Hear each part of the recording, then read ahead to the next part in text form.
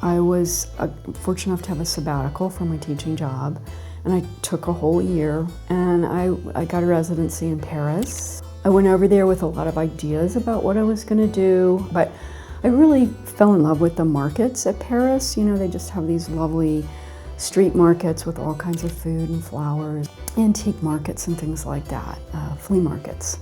So I ended up collecting a lot of really cool stuff and flowers, and it wasn't until towards the end of my time in Paris and I found this beautiful French linen that was very translucent, sheer, but still printed with flowers. And I brought it back to my studio and I was putting props in front of it. And then I accidentally put something behind it, just I had a glass of water or something.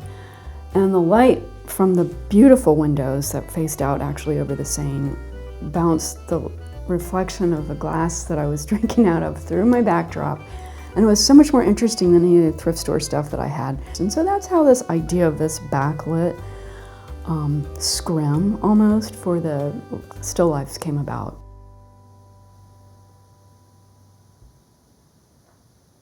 I really love gardening. I love being outside. I would be outside most all the time if I could. I love watching things grow. I mean, to me, that's one of the most amazing things is if I'm gardening, planting something and watching it over the months grow and flower and fruit and die, that whole life cycle. And it's been an interesting thing to have now growing props because I've never really thought of it that way before, but I plant things now, think within mind, well, maybe, I can use this in my studio. I sit in my garden a lot, I just watch the light. I find it very calming, very reflective.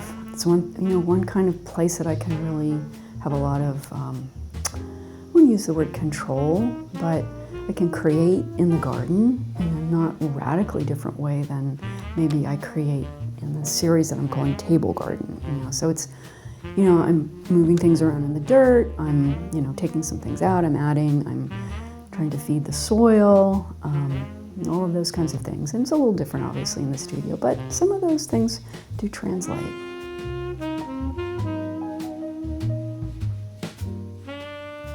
One of the things that's really important when I think about creating a shot is keeping an eye on the weather, because it has to be really bright sunlight in order just for it to work. The shadows that I like so much on my sets won't cast if it isn't a really bright sunlight coming through my fabric. I get a big table, a couple big tables just full of stuff that I can grab, and I usually put on music, I listen to jazz and get in the mood, and I just go into my, a flow. One of the things that I really like about plants is that they're actually alive, they're living. They've got their own sort of essence, they've got their own sort of energies. I really want to respect that. I want to be able to observe that in the studio as I'm working and kind of play off of that, because it's somewhat of kind of a collaboration. The plant is blooming, it might be wilting, it's a living thing that is changing as I'm photographing. And it's really inspiring for me to be able to kind of work with that evolving kind of prop. It's not a prop that sits there and doesn't do anything. So it's a little bit of a challenge. Things wilt, things fall down, things die, but that kind of adds an element of chance to the work, which I like a lot too.